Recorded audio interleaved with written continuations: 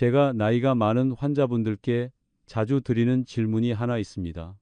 이 질문은 매우 단순하게 들리지만 그 답은 많은 분들을 놀라게 합니다. 만약 우리 몸의 어떤 기관이 수년 동안 조용히 손상되고 있는데도 뚜렷한 통증을 일으키지 않는다면 우리는 그것을 알아차릴 수 있을까요? 대부분의 대답은 그렇지 않다는 것입니다. 그리고 중요한 점은 그런 기관들 가운데서 신장은 가장 위험한 기관 중 하나라는 사실입니다. 이 이야기를 더 깊이 하기 전에 지금 이 영상을 보고 계신 어르신들께 작은 부탁 하나 드리겠습니다. 중요한 건강 정보를 놓치지 않도록 채널을 팔로우해 주십시오. 이런 내용을 더 받아보고 싶으시다면 채널을 구독해 주시기 바랍니다. 그리고 60세 이후 신장을 보호하는 방법을 더 자세히 알고 싶으시다면 아래의 숫자 1을 댓글로 남겨주십시오. 저는 항상 댓글을 읽고 가능한 한 많이 답변하려고 노력합니다.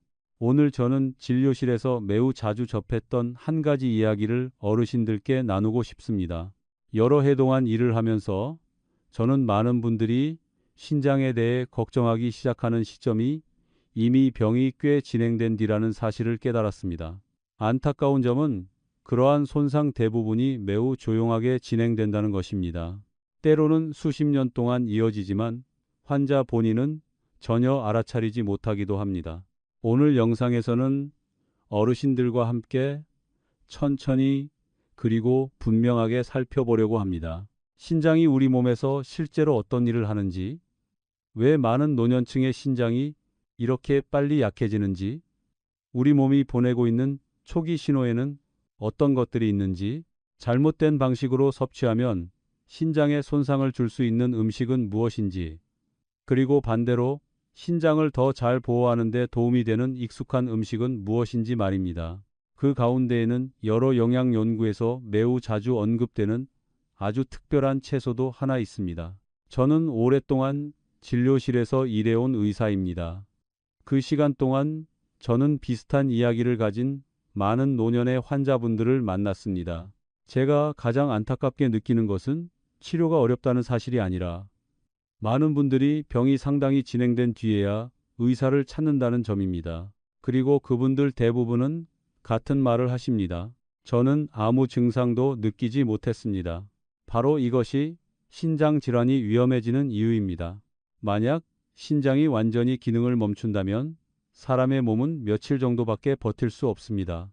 이유는 매우 단순합니다. 혈액 속의 독성 물질이 빠르게 쌓이면서 몸 전체에 영향을 주기 때문입니다. 이 사실은 신장이 얼마나 중요한지를 보여줍니다. 하지만 역설적으로 일상생활에서 많은 사람들은 신장을 거의 떠올리지 않습니다. 우리는 보통 심장, 간, 위장에는 관심을 많이 기울입니다. 그러나 신장은 상대적으로 덜 주목받는 경우가 많습니다. 사실 신장은 우리 몸의 매우 정교한 정수 시스템과도 같다고 비유할 수 있습니다. 하루 동안 신장은 매우 많은 양의 혈액을 걸러야 합니다. 이 양은 수백 리터의 혈액이 신장의 여과 시스템을 통과하는 것과 맞먹습니다. 이 과정은 낮과 밤 내내 계속되며 우리가 잠을 자고 있을 때에도 멈추지 않습니다. 이 과정에서 신장은 세 가지 중요한 일을 합니다. 첫째, 신장은 몸속의 노폐물을 걸러냅니다. 우리가 음식을 먹을 때, 몸속 세포가 활동할 때, 약물이 대사될 때 매우 많은 노폐물이 만들어집니다. 신장은 이러한 물질을 걸러서 소변을 통해 몸 밖으로 내보내는 역할을 합니다. 둘째, 신장은 수분과 전해질의 균형을 유지합니다. 몸에 물이 너무 많으면 신장은 그것을 더 배출하도록 돕습니다. 반대로 몸에 수분이 부족하면 더 많이 보존합니다. 이러한 균형은 혈압을 안정시키고 다른 기관들이 정상적으로 작동하도록 돕습니다. 셋째, 신장은 혈압 조절에 관여하고 적혈구 생성에도 도움을 줍니다. 그래서 신장 기능이 저하되면 독소를 걸러내는 기능만 영향을 받는 것이 아니라 빈혈이 나타나거나 혈압이 불안정해질 수도 있습니다. 그런데 신장에는 매우 특별한 특징이 하나 있습니다. 신장은 기능을 상당히 많이 예비로 가지고 있습니다. 신장 기능이 절반으로 줄어들었더라도 많은 사람들은 여전히 뚜렷한 증상을 느끼지 못합니다. 기능이 약 30% 정도로 떨어지거나 그보다 더 낮아져야 비로소 몸에서 분명한 신호가 나타나기 시작합니다. 바로 그 때문에 많은 사람들이 자신이 완전히 건강하다고 생각하지만 실제로는 손상이 오랜 시간 동안 조용히 진행되고 있는 경우가 많습니다. 저는 진료실에서 만났던 한 환자가 아직도 기억에 남습니다. 그분은 60이 조금 넘은 여성분이었습니다. 작은 교육센터를 운영하고 있었고 매일의 일로 매우 바쁘게 지내고 있었습니다. 검사를 받으러 왔을 때 그분은 특별한 증상이 전혀 없다고 말씀하셨습니다. 단지 정기적인 건강 검진을 받기 위해 오셨다고 했습니다. 하지만 검사 결과가 나왔을 때 그분의 신장 기능은 이미 걱정할 수준으로 떨어져 있었습니다. 그 결과를 들었을 때 그분은 매우 놀랐습니다. 그분은 여전히 평소처럼 생활하고 있었고 매일 일을 하고 있었으며 식사도 평소와 다르지 않았다고 말했습니다. 왜 신장이 이렇게 약해졌는지 이해할 수 없다고 했습니다. 바로 이것이 신장 질환의 특징입니다. 대개 매우 천천히 그리고 매우 조용하게 진행됩니다. 병이 더 진행되면 많은 사람들은 혈액투석 치료를 받아야 합니다. 이는 매주 여러 번 병원을 찾아가 몇 시간 동안 치료를 받아야 한다는 뜻입니다. 적지 않은 환자분들이 제게 가장 후회되는 것이 무엇이냐고 물었을 때 이렇게 말씀하곤 했습니다. 더 일찍 이런 신호들을 알지 못했다는 것입니다. 하지만 다행히도 우리는 이것을 바꿀 수 있습니다. 신장에 대해 더 잘 이해하고 신장을 약하게 만드는 요인과 초기 경고 신호를 알게 된다면 우리는 더 이른 시점부터 자신의 건강을 지키기 시작할 수 있습니다. 그리고 우리가 가장 먼저 이해해야 할 것은 왜 요즘 신장 질환이 더 흔해지고 있는가 하는 점입니다. 실제로 최근 여러 해 동안 만성 신장 질환을 가진 사람들의 수는 매우 빠르게 증가하고 있습니다. 이 현상은 한 나라에만 국한된 것이 아니라 세계 여러 지역에서 나타나고 있습니다. 최근 의학 연구에서도 전문가들은 신장 기능 저하의 징후를 보이는 성인의 비율이 해마다 증가하고 있다는 사실을 발견하고 있습니다. 이 사실은 많은 의사들에게 실제로 큰 걱정을 안겨주고 있습니다. 그리고 원인을 더 깊이 살펴보면 대부분의 경우 세 가지 요소가 반복해서 나타납니다. 첫 번째 요인은 당뇨병입니다. 오랜 기간 동안 높은 혈당이 지속되면 몸속의 작은 혈관들이 손상될 수 있습니다. 그런데 신장에는 매우 많은 미세한 혈관들이 존재합니다. 이 혈관들이 손상되면 신장의 여과 능력도 시간이 지나면서 점점 떨어지게 됩니다. 두 번째 요인은 고혈압입니다. 높은 혈압이 오래 지속되면 신장의 혈관 시스템이 손상될 수 있습니다. 이러한 손상은 대개 매우 천천히 진행되지만 여러 해가 지나면 그 결과는 분명하게 나타납니다. 그리고 세 번째 요인은 많은 사람들을 놀라게 하기도 합니다. 바로 진통제와 항염증제를 너무 자주 사용하는 것입니다. 많은 노년층이 관절 통증, 허리 통증, 두통을 완화하기 위해 이러한 약을 사용합니다. 그러나 의사의 관찰 없이 장기간 복용하면 이러한 약물은 신장으로 가는 혈류를 줄이고 신장에 큰 부담을 줄 수 있습니다. 이 밖에도 나이는 중요한 요인입니다. 완전히 건강한 사람에게서도 신장 기능은 시간이 지나면서 서서히 감소하는 경향이 있습니다. 그래서 나이가 들면서 당뇨병이나 고혈압 같은 만성질환이 함께 나타나면 신장의 기능 저하는 더 빠르게 진행될 수 있습니다. 그러나 우리 몸은 완전히 침묵하고 있지는 않습니다. 상태가 심각해지기 전에 신장은 종종 몇 가지 작은 신호를 보내기 시작합니다. 이 신호들은 때때로 매우 쉽게 지나쳐 버릴 수 있습니다. 하지만 우리가 조금만 주의를 기울인다면 이 신호들은 문제를 훨씬 더 이른 시기에 알아차리는데 큰 도움이 될 수 있습니다. 제가 나이가 많은 환자분들과 이야기를 나눌 때면 아주 익숙한 한 가지 사실을 자주 깨닫게 됩니다. 많은 분들이 몸에 어떤 변화가 있다는 것을 이미 느끼고 있지만 그것을 단순히 나이가 들면서 나타나는 자연스러운 현상이라고 생각하곤 합니다. 어떤 분들은 최근 들어 소변이 예전과 조금 달라진 것 같다고 말씀하십니다. 또 어떤 분들은 아침에 일어났을 때 눈꺼풀이 약간 부어 있는 것 같다고 이야기합니다.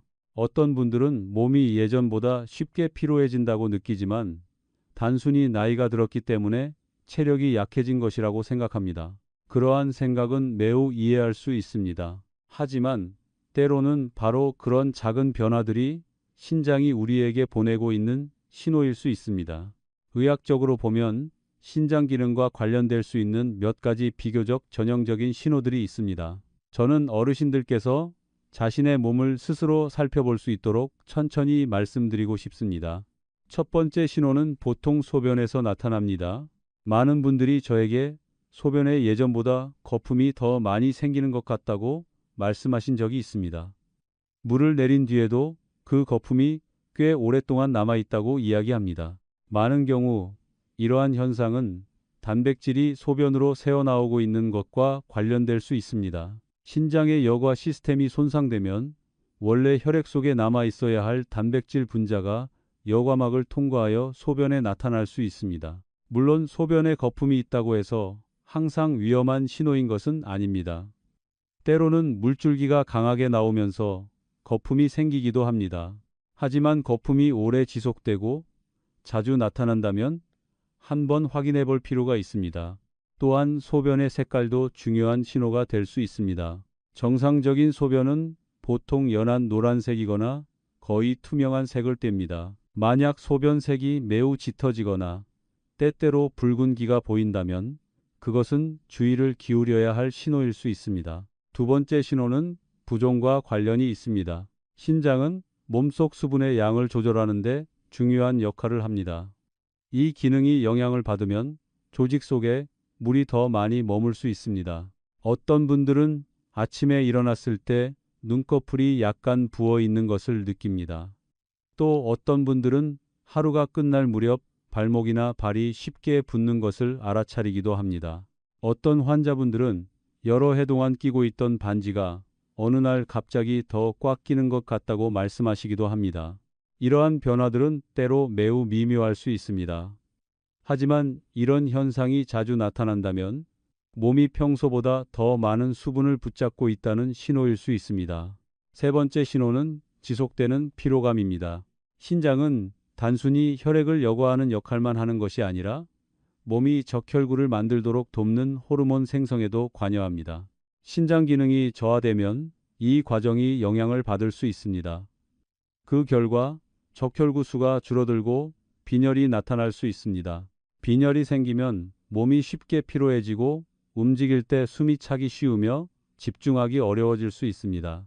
많은 분들이 단순히 잠을 충분히 자지 못했거나 나이가 들어서 피곤하다고 생각합니다.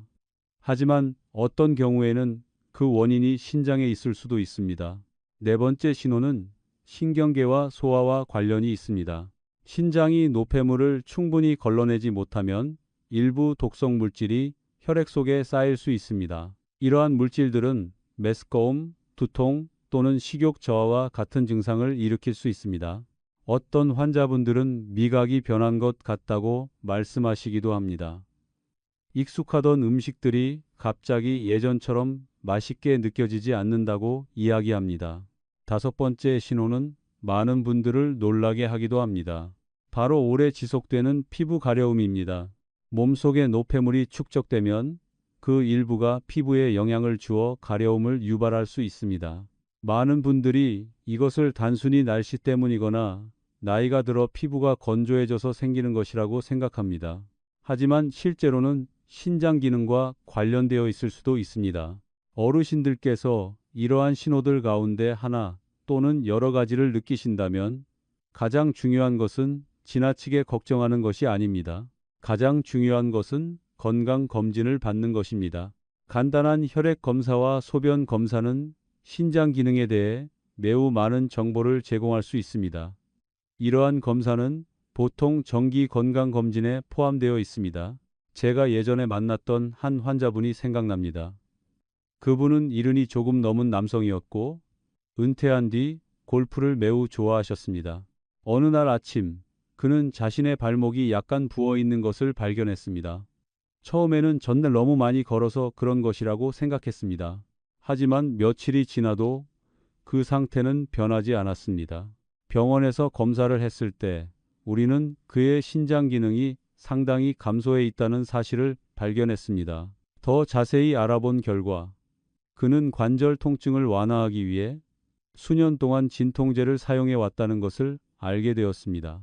이러한 경우는 결코 드문 일이 아닙니다. 많은 사람들이 장기간 진통제를 사용하면서도 이러한 약물이 신장에 큰 부담을 줄 수 있다는 사실을 알지 못합니다. 바로 이러한 이유 때문에 신장을 손상시킬 수 있는 요인을 이해하는 것이 중요합니다. 일상생활 속에는 우리가 생각하는 것보다 신장에 더 큰 영향을 줄 수 있는 습관과 음식들이 있습니다. 가장 흔한 요인 가운데 하나는 식단 속의 소금 섭취량입니다. 많은 아시아 국가에서는 전통 음식에 비교적 많은 소금이 들어있는 경우가 많습니다. 국이나 육수 요리 혹은 발효식품에는 나트륨 함량이 높은 경우가 많습니다. 몸속 나트륨의 양이 증가하면 신장은 수분과 전해질의 균형을 유지하기 위해 더 많이 일해야 합니다. 이러한 상태가 오랫동안 지속되면 신장의 여과 시스템에 더 큰 부담이 될 수 있습니다. 또 다른 요인은 가공식품입니다. 많은 포장식품이나 산업적으로 가공된 식품에는 인산염과 같은 첨가물이 포함되어 있습니다. 이러한 물질은 식품을 더 오래 보관할 수 있게 하고 맛을 개선하는 역할을 합니다. 하지만 과도하게 섭취하면 신장에 추가적인 부담이 될 수 있습니다. 또한 최근 몇 년 사이 일부 노년층에서는 근육을 강화하기 위해 단백질 파우더나 보충제를 사용하기 시작하는 경우가 있습니다. 단백질은 중요한 영양소이지만 단백질 섭취량이 너무 많아지면 몸에서는 신장이 배출해야 할 대사산물이 더 많이 생성됩니다. 이미 신장이 약해진 상태라면 과도한 단백질 섭취는 신장이 더 많은 일을 하도록 만들 수 있습니다. 술 역시 주의해야 할 요소입니다. 과도한 음주는 몸의 수분을 감소시킬 수 있습니다. 그러면 신장으로 가는 혈류가 줄어들고 여과 시스템에 더 큰 부담이 생길 수 있습니다. 이러한 요인들은 항상 즉각적인 문제를 일으키는 것은 아닙니다. 하지만 여러 해 동안 계속되면 신장 기능 저하에 영향을 줄 수 있습니다. 좋은 소식은 우리가 이러한 많은 요소들을 바꿀 수 있다는 점입니다. 식습관과 생활 습관을 조금만 조정해도 신장을 훨씬 더 잘 보호할 수 있습니다. 그리고 흥미로운 점은 일상생활에서 쉽게 접할 수 있는 몇 가지 음식들이 신장 건강에 상당한 도움을 줄 수 있다는 것입니다. 그 가운데에는 매우 단순하고 쉽게 구할 수 있으며 가격도 비싸지 않은 세 가지 과일이 있습니다. 많은 영양 연구에서 이 과일들이 혈액순환을 돕고 혈관을 보호하며 신장에 가해지는 부담을 줄이는 데 도움이 될 수 있다고 밝혔습니다. 그 세 가지 과일은 바로 블루베리, 사과, 그리고 귤입니다. 신장에 좋은 식단에 대해 이야기할 때 많은 분들은 흔히 값비싼 식품이나 복잡한 건강 보조식품을 먼저 떠올립니다. 하지만 실제로는 신장에 도움이 되는 음식들은 대부분 매우 익숙하고 쉽게 구할 수 있는 것들입니다. 그 가운데 제가 환자분들께 자주 말씀드리는 세 가지 과일은 블루베리, 사과, 그리고 귤입니다. 이 과일들은 특별히 희귀한 음식이 아닙니다. 거의 모든 슈퍼마켓이나 시장에서 쉽게 찾아볼 수 있습니다. 이 과일들이 주목받는 이유는 그 안에 들어있는 자연적인 성분들 때문입니다. 먼저 블루베리입니다. 블루베리는 매우 특징적인 보랏빛이 도는 푸른색을 가지고 있습니다. 이 색은 단순한 외형적인 요소가 아닙니다. 그것은 안토시아닌이라고 불리는 항산화 화합물 그룹이 존재한다는 것을 보여줍니다. 이 화합물들은 혈관벽을 보호하고 몸속의 염증을 줄이는 데 도움을 줄 수 있습니다. 이 점은 신장에게 특히 중요합니다. 앞서 말씀드린 것처럼 신장은 매우 촘촘한 미세 혈관 네트워크를 가지고 있습니다. 혈관이 건강할 때 신장의 혈액 여과 과정도 더 효율적으로 이루어질 수 있습니다. 일부 장기적인 영양 연구에서는 블루베리를 자주 섭취하는 사람들이 시간이 지나도 혈관 기능을 더 잘 유지하는 경향이 있다는 사실이 나타났습니다. 또한 블루베리는 다른 많은 과일에 비해 당 함량이 비교적 낮은 편입니다. 그래서 혈당을 관리해야 하는 분들에게도 적절한 선택이 될 수 있습니다. 만약 신선한 블루베리를 구하기 어렵다면 냉동 블루베리도 매우 좋은 선택이 될 수 있습니다. 많은 경우 냉동 블루베리 역시 영양 성분이 상당히 잘 유지됩니다. 두 번째 과일은 사과입니다. 사과는 너무나 익숙한 과일이어서 때로는 우리가 그것이 건강에 많은 도움을 줄 수 있다는 사실을 잘 생각하지 않기도 합니다. 하지만 사과에는 펙틴이라고 불리는 수용성 식이섬유가 들어 있습니다. 펙틴은 소화기관에서 일부 노폐물과 결합하여 그것들이 장을 통해 몸 밖으로 배출되도록 돕는 역할을 합니다. 이것은 독소를 제거하는 부담의 일부가 장과 신장 사이에서 나누어질 수 있다는 것을 의미합니다. 소화기관이 노폐물을 제거하는데 더 잘 작동하면 신장도 자신의 일을 조금 덜하게 될 수 있습니다. 사과에는 또 다른 유익한 식물성 화합물들도 많이 들어있으며 특히 껍질 부분에 더 풍부하게 들어있습니다. 따라서 가능하다면 사과를 깨끗이 씻은 뒤 껍질째 먹는 것이 이 과일의 영양 가치를 최대한 활용하는 데 도움이 됩니다. 하루에 사과 반 개에서 한 개 정도만 섭취해도 몸에 유익한 식이섬유와 식물성 화합물을 충분히 보충할 수 있습니다. 세 번째 과일은 귤입니다. 귤은 밝은 주황색을 띠고 있으며 매우 상쾌한 맛을 가지고 있습니다. 하지만 그 맛 뒤에는 플라보노이드라고 불리는 자연 화합물 그룹이 숨어 있습니다. 플라보노이드는 염증을 줄이고 혈관 건강을 돕는 역할을 할 수 있습니다. 우리가 이미 알고 있는 것처럼 신장의 건강은 혈액순환 시스템의 건강과 매우 밀접하게 연결되어 있습니다. 혈관이 건강하면 신장으로 가는 혈류도 더 안정적으로 유지됩니다. 귤은 또한 비교적 풍부한 비타민C 공급원이기도 합니다. 비타민C는 면역 체계를 돕고 산화 스트레스로 인한 손상에 맞서 몸을 보호하는 데 도움을 줄 수 있습니다. 나이가 많은 분들에게 건강한 면역 체계는 전반적인 건강을 유지하는 데 항상 중요한 역할을 합니다. 하지만 다른 모든 음식과 마찬가지로 중요한 것은 균형입니다. 하루에 귤 한 개에서 두 개 정도를 섭취하는 것은 대부분의 사람들에게 적절한 양입니다. 과일을 지나치게 많이 먹으면 자연적인 당 섭취량이 높아질 수 있습니다. 이 세 가지 과일은 일상적인 식단에서 간단하지만 유익한 선택이 될 수 있습니다.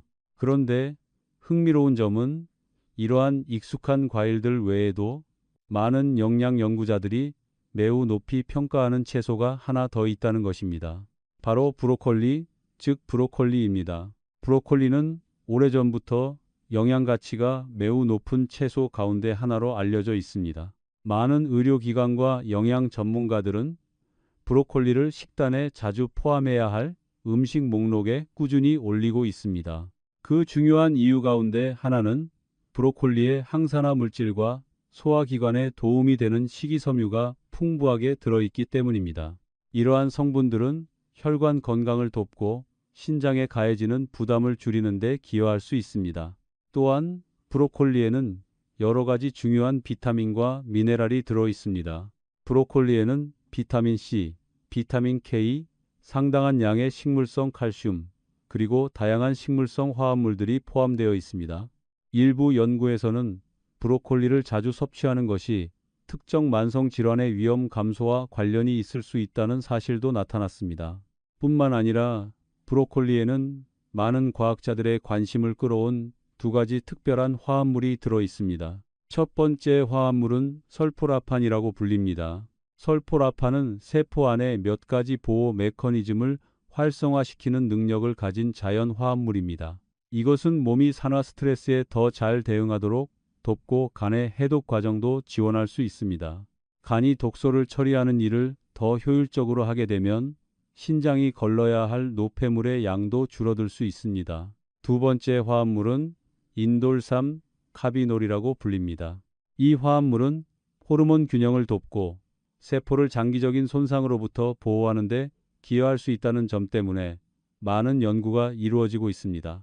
이러한 화합물들이 브로콜리 속의 비타민과 식이섬유와 함께 작용하면 그것은 전반적인 건강에 매우 가치 있는 식품이 됩니다.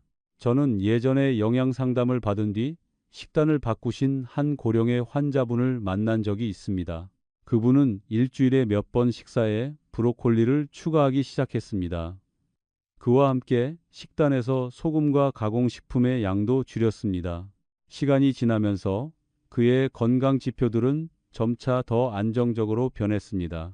물론 한 가지 음식만으로 모든 건강 문제를 해결할 수 있는 것은 아닙니다. 하지만 식단에서의 작은 변화가 오랜 시간 동안 유지되면 상당한 차이를 만들어낼 수 있습니다. 그런데 브로콜리를 먹을 때 많은 사람들이 놓치기 쉬운 한 가지 세부적인 부분이 있습니다. 바로 씻는 방법과 조리 방법입니다. 조리 방식은 우리가 이 채소에서 얻는 영양의 양에 매우 큰 영향을 줄 수 있습니다. 많은 분들이 브로콜리를 사오면 매우 간단한 습관을 가지고 있습니다. 브로콜리 한 송이를 그대로 들고 물에 몇 번 헹군 뒤 바로 요리를 합니다. 이 습관은 겉보기에는 합리적으로 보이지만 실제로는 가장 좋은 방법이라고 할 수는 없습니다. 브로콜리는 매우 특별한 구조를 가지고 있습니다. 작은 꽃송이들이 서로 촘촘하게 모여 있어서 안쪽에는 아주 많은 작은 틈이 있는 작은 나무와도 같습니다. 브로콜리를 통째로 수도꼭지 아래에서 씻으면 물이 이런 틈 깊숙이 들어가기가 어렵습니다. 그래서 겉만 대충 씻으면 일부 먼지나 이물질이 안쪽에 남아있을 수 있습니다. 더 좋은 방법은 먼저 브로콜리를 작은 송이들로 나누어 자르는 것입니다. 꽃송이들이 분리되면 물이 작은 틈 사이로 더 쉽게 들어가서 훨씬 효과적으로 깨끗하게 씻을 수 있습니다. 작게 자른 다음에는 제가 환자분들께 자주 권하는 아주 간단한 단계가 하나 있습니다. 바로 브로콜리를 식초를 약간 넣은 물에 몇 분 정도 담가두는 것입니다. 약 1리터의 물에 식초 한 숟가락 정도면 충분합니다. 몇 분이 지나면 작은 이물질이나 혹시 있을지 모르는 작은 벌레들도 꽃송이에서 쉽게 떨어져 나옵니다. 그 다음에는 깨끗한 물 아래에서 약 30초 정도 다시 헹구면 됩니다. 이렇게 세 가지 간단한 단계만으로도 브로콜리는 상당히 깨끗하게 씻을 수 있습니다. 하지만 조리 방법도 그만큼 중요합니다. 많은 분들이 브로콜리를 끓는 물에 오래 삶는 습관을 가지고 있습니다. 문제는 브로콜리에 들어있는 많은 비타민, 특히 비타민 C와 일부 항산화 성분들이 물에 녹는 성질을 가지고 있다는 점입니다. 너무 오래 삶으면 이러한 영양소의 일부가 물에 녹아 빠져나갈 수 있습니다. 그래서 많은 영양 전문가들이 권장하는 조리 방법은 바로 찌는 방법입니다. 찜으로 조리하면 브로콜리가 물과 직접 접촉하지 않습니다. 그래서 많은 영양소가 더 잘 보존될 수 있습니다. 약 3분에서 5분 정도만 찌면 브로콜리는 적당히 익습니다. 찜기가 없다면 냄비에 아주 소량의 물을 넣고 그 위에 브로콜리를 올린 뒤 뚜껑을 덮어도 됩니다. 냄비 안의 수증기가 브로콜리를 익히면서도 영양소가 지나치게 빠져나가는 것을 줄일 수 있습니다. 또 다른 비교적 흔한 방법은 올리브유나 약간의 식물성 기름을 넣어 가볍게 볶는 것입니다. 건강한 지방은 브로콜리에 들어있는 일부 식물성 화합물을 몸이 더 잘 흡수하도록 돕습니다. 볶을 때 마늘을 조금 넣으면 음식의 향이 더 좋아질 뿐만 아니라 건강에 도움이 되는 성분도 더해집니다. 또한 브로콜리는 다른 익숙한 식품들과도 아주 잘 어울립니다. 예를 들어 달걀과 함께 먹는 방법이 있습니다. 달걀은 질 좋은 단백질을 제공하고 브로콜리는 비타민과 식이섬유를 제공합니다. 이 두 가지 식품을 함께 먹으면 서로의 영양을 잘 보완할 수 있습니다. 두부도 흥미로운 선택이 될 수 있습니다. 두부의 식물성 단백질과 브로콜리의 항산화 화합물이 함께 어우러지면 가볍고도 영양이 풍부한 식사가 됩니다. 어떤 분들은 찐 브로콜리에 아몬드나 호두 같은 견과류를 조금 추가하기도 합니다. 이러한 견과류에는 심장 건강에 도움이 되는 불포화 지방이 풍부하며 동시에 몸이 지방에 녹는 일부 비타민을 더 잘 흡수하도록 도와줍니다. 하지만 식단 외에도 신장 건강에 큰 영향을 줄 수 있는 일상적인 습관들이 있습니다. 그 가운데 가장 중요한 습관 중 하나는 충분한 물을 마시는 것입니다. 물은 신장이 혈액을 여과하는 과정을 더 효율적으로 수행하도록 돕습니다. 몸에 수분이 부족하면 신장으로 가는 혈류가 줄어들 수 있고 여과 시스템의 부담이 커질 수 있습니다. 대부분의 성인의 경우 하루 약 1.5리터에서 2리터 정도의 물이 일반적으로 적절한 양입니다. 물론 물의 필요량은 날씨, 활동량, 건강 상태에 따라 달라질 수 있습니다. 또 하나 매우 간단한 습관은 매일 가벼운 운동을 하는 것입니다. 하루 약 30분 정도 걷기만 해도 혈액순환을 개선하고 혈압 조절을 돕고 신장 기능을 보호하는 데 도움이 될 수 있습니다. 체중을 관리하는 것도 중요한 요소입니다. 체중이 너무 많이 나가면 신장은 몸에서 생기는 대사 산물을 걸러내기 위해 더 많은 일을 해야 합니다. 적절한 체중을 유지하면 이러한 부담을 줄일 수 있습니다. 또한 진통제 사용에는 주의가 필요합니다. 많은 항염증 진통제는 장기간 사용할 경우 신장으로 가는 혈류에 영향을 줄 수 있습니다. 따라서 이러한 약을 사용해야 할 경우에는 의사와 상담하여 적절한 용량과 사용 기간을 정하는 것이 좋습니다. 흡연 역시 신장의 작은 혈관을 포함한 혈관 건강을 약화시킬 수 있는 요소입니다. 혈관이 좁아지거나 손상되면 신장의 혈액 여과 능력도 영향을 받을 수 있습니다. 또 하나 매우 중요한 습관은 정기적인 건강 검진입니다. 건강 검진에 포함된 기본적인 검사들만으로도 신장 기능의 변화를 조기에 발견할 수 있는 경우가 많습니다. 조기에 발견하면 건강 상태를 관리할 수 있는 기회가 훨씬 많아집니다. 마지막으로 특별히 주의가 필요한 한 가지 그룹에 대해서도 말씀드리고 싶습니다. 바로 만성 신장 질환 진단을 받은 분들입니다. 이러한 분들의 경우 일부 과일과 채소를 포함한 칼륨이 풍부한 음식은 더 신중하게 조절해야 할 수 있습니다. 예를 들어 신장 기능이 많이 저하되면 혈액 속 칼륨 수치가 높아질 수 있고 이는 심장 박동에 영향을 줄 수 있습니다. 따라서 신장 질환 치료를 받고 있는 분들은 식단을 바꾸기 전에 의사나 영양 전문가와 상담하는 것이 좋습니다. 어떤 분들은 브로콜리가 갑상선에 영향을 줄 수 있는지 걱정하기도 합니다. 실제로 일상적인 식사에서 섭취하는 일반적인 양의 브로콜리는 대부분의 사람들에게 큰 문제를 일으키지 않습니다. 아주 많은 양을 오랜 기간 섭취하는 경우에만 일부 특별한 상황에서 갑상선 기능에 영향을 줄 수 있습니다. 또한 항응고제를 복용하고 있는 분들은 브로콜리에 비타민 K가 들어있기 때문에 식단에서 브로콜리 섭취량을 일정하게 유지하는 것이 좋습니다. 이 비타민은 일부 약물의 효과에 영향을 줄 수 있습니다. 하지만 대부분의 건강한 사람들에게 브로콜리는 여전히 영양 가치가 매우 높은 채소입니다. 오늘 이야기한 내용을 다시 정리해보면 신장 건강을 지키는 일은 그리 복잡한 일이 아니라는 것을 알 수 있습니다. 우리는 몇 가지 기본적인 원칙만 기억하면 됩니다.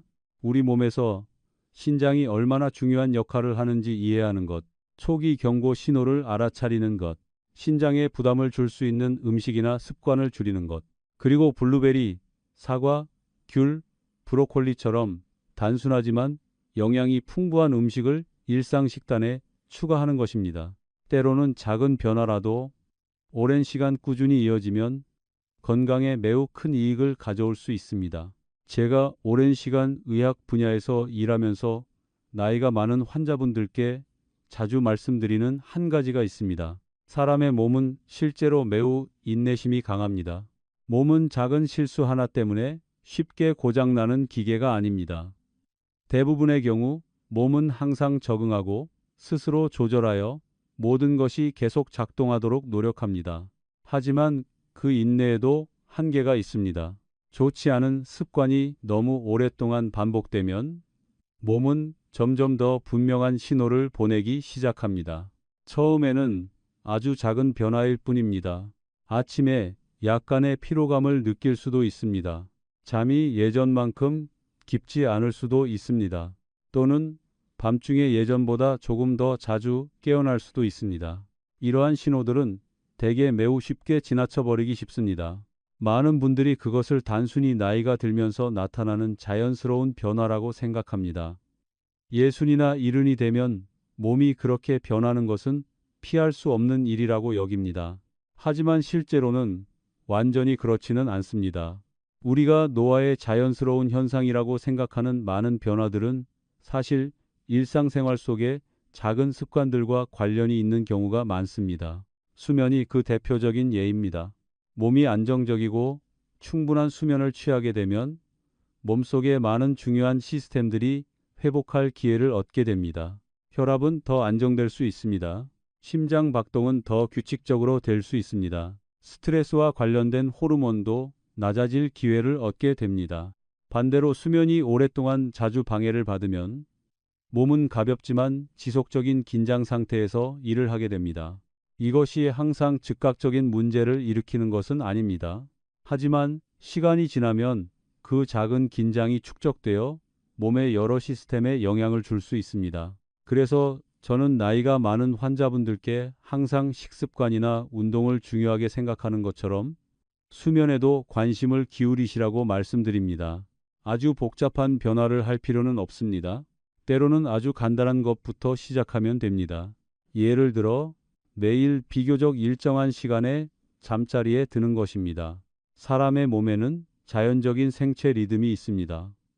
우리가 비슷한 시간에 잠들고 비슷한 시간에 일어나면 그 생체 리듬은 더 안정적으로 유지됩니다.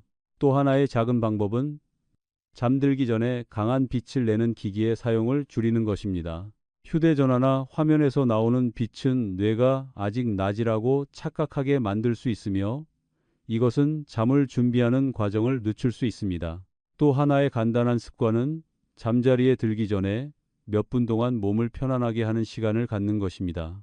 몇 페이지의 책을 읽을 수도 있습니다. 부드러운 음악 한 곡을 들을 수도 있습니다. 혹은 몇 분 동안 조용히 앉아 천천히 숨을 쉬는 것만으로도 충분합니다. 이처럼 매우 작은 것처럼 보이는 습관들이 오랜 시간 꾸준히 이어질 때 큰 차이를 만들어내기도 합니다. 저는 처음에 건강에 대해 상당한 걱정을 가지고 진료실을 찾았던 많은 환자분들을 만난 적이 있습니다. 하지만 이런 작은 습관들을 조정한 뒤 시간이 지나면서 그분들은 몸이 매우 긍정적으로 반응하고 있다는 것을 느끼기 시작했습니다. 수면이 더 깊어졌습니다. 아침에 일어나는 것이 더 쉬워졌습니다. 그리고 하루 동안 계속되던 피로감도 점차 줄어들었습니다. 흥미로운 점은 많은 경우 이러한 변화가 어떤 특별한 약에서 비롯된 것이 아니라는 사실입니다. 그 변화는 일상생활 속에 아주 평범한 선택들에서 비롯되었습니다. 일정한 취침 시간, 조금 더 어두운 저녁 시간, 잠들기 전에 몸을 편안하게 하는 짧은 시간. 이 작은 습관들이 수개월, 수년 동안 수백 번 반복되면 전체적인 건강에 매우 의미 있는 영향을 줄 수 있습니다. 그래서 어르신들께서 시간이 지나면서 자신의 수면이 달라졌다고 느끼고 계신다면 그것이 이미 늦었다는 의미는 아닙니다. 많은 경우 몇 가지 작은 조정만으로도 몸이 다시 균형을 찾도록 도울 수 있습니다. 그리고 때로는 바로 그런 작은 변화들이 장기적인 건강을 지키는 첫 번째 단계가 되기도 합니다. 오늘의 내용이 도움이 되셨다면 잠시 시간을 내어 이 영상을 친구나 가족과 함께 나누어 주시기 바랍니다. 많은 노년의 분들이 아직도 자신의 수면 변화에 대해 충분히 이해하지 못한 채 조용히 그 변화를 겪고 있습니다. 적절한 시기에 전달된 한 가지 정보가 때로는 그분들이 이전에는 미처 알아차리지 못했던 중요한 사실을 깨닫는 데 도움이 될 수 있습니다. 그리고 어르신들께서 노년 건강에 관한 주제에 관심이 있으시다면 채널을 구독하시고 알림을 켜주시기 바랍니다. 다음 영상에서는 60, 70, 그리고 그 이후의 나이에 들어서면서 건강에 큰 차이를 만들 수 있는 작은 습관들에 대해 계속 함께 살펴보겠습니다.